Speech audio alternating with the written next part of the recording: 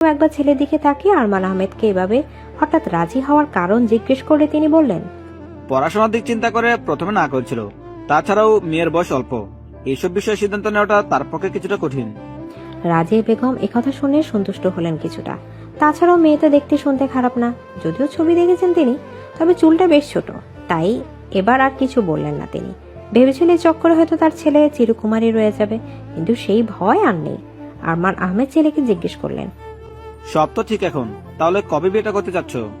আমি বেশি দেরি করতে চাচ্ছি না, 2-3 দিনের মধ্যেই সব সেরে ফেলতে চাই। এত অল্প সময়ে এত আয়োজন? ঠিক আছে, হয়ে যাবে। এখন তুমি যেটা ভালো মনে করো। এত আয়োজন মানে? বাবা, আমি গ্র্যান্ড ভাবে কোনো কিছু করতে চাচ্ছি না। জাস্ট 2 পরিবারের উপস্থিতিতে সিম্পল ভাবে বিয়েটা করতে চাই, এর বেশি কিছু না। মানে আমার একমাত্র ছেলের বিয়ে, তা কি না হবে ঘরোয়া ভাবে? এটা কেমন কথা? মা প্লিজ, আমি এই মুহূর্তে এত কিছু করতে চাচ্ছি না। দরকার হলে পরে রিসেপশন করা যাবে, তাই প্লিজ জোর করো না। I am done. বলেই উঠে চলে গেল আমান। রাজিয়া বেগম আরমান সাহেবকে কিছু বলতে নিলেও তিনি বললেন, ছেলে বড় হয়েছে, ওসব বিষয়ে ওকে সিদ্ধান্ত নিতে দাও। আর তাছাড়াও বিয়ে তো হচ্ছেই, হয় পরে একসময় অনুষ্ঠান করা যাবে। আপত্তি কোথায়? এটা কোনো কথা হলো? কোথায় একমাত্র ছেলের বিয়েতে আত্মীয় স্বজন লোকজন সবাইকে ঘটা করে জানাবেন, খাওয়াবেন, তা না। ছেলের এরূপ পাগলামো সিদ্ধান্তে এবার চরম বিরক্ত হলেন তিনি। ওদিকে আফসানা চৌধুরীও সব শুনে বেশ অসন্তুষ্ট হলেন।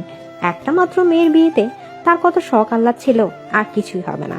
ইফতিকার চৌধুরী মনে মনে কিছুটা অসন্তুষ্ট হলেও প্রকাশ করলেন না, উল্টো আরও স্ত্রীকে বুঝিয়ে শান্ত করলেন। ইশিকা ওই সিদ্ধান্তে আর বাদ সাধলেন না। কি বা আর করবে, বা কি বা বলবে? এখানে নিজের বিয়ের কথা নিজে ভাবে বললে শ্বশুরবাড়ির লোকই বা কি ভাববে? আর আমান যেহেতু বলেছে, তাহলে ভেবে চিন্তে ঠিক করেছে সব। বিয়ের দিন ঠিক হলো 2 দিন পর। ইশিকাদের বাড়িতে ঘরোয়াভাবে বিয়ের আয়োজন করা হলো। ইশিকা শুধু নোবাকে বলেছিল, তাছাড়া আর কাউকে জানায়নি। সবাই জানলে নিশ্চয় শোয়েব জানতো।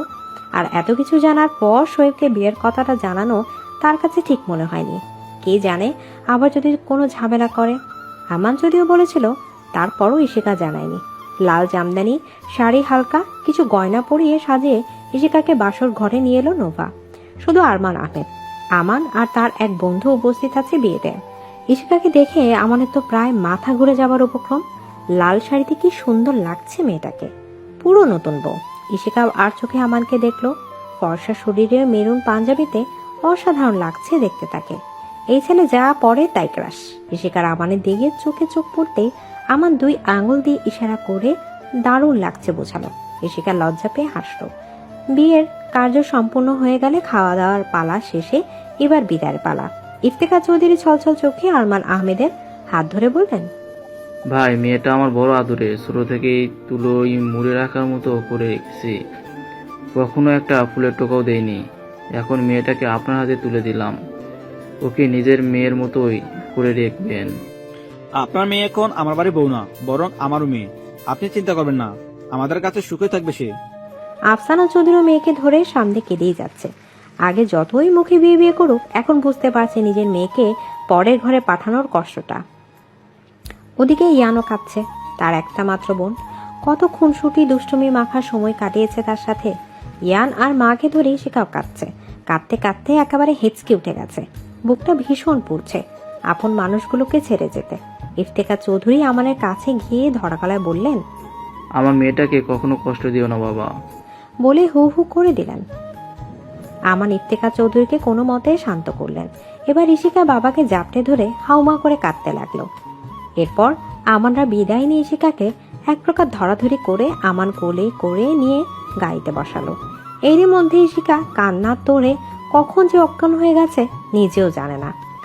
সেদিনের পর থেকে যে কি হলো আমানের, না চাইতেও ইশিকার চিন্তা মাথায় ঘুরপাক খেত। অফিসের হাজার ব্যস্ততা থেকে শুরু করে রাতে ক্লান্ত হয়ে ঘুমাতে যাওয়া পর্যন্ত শুধু ইশিকার ওই হাসি মাখা মিষ্টি মুখখানা শুধু চক্ষু পটেই ভেসে উঠত।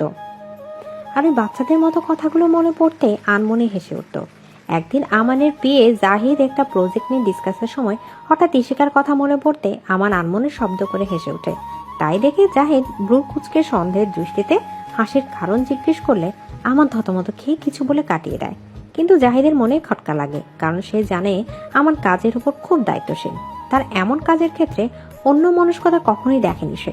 তবে কিছুদিন যাবৎ সে ব্যাপারটা খেয়াল করছিল। তার মানে অন্য কিছু মনে হলে তার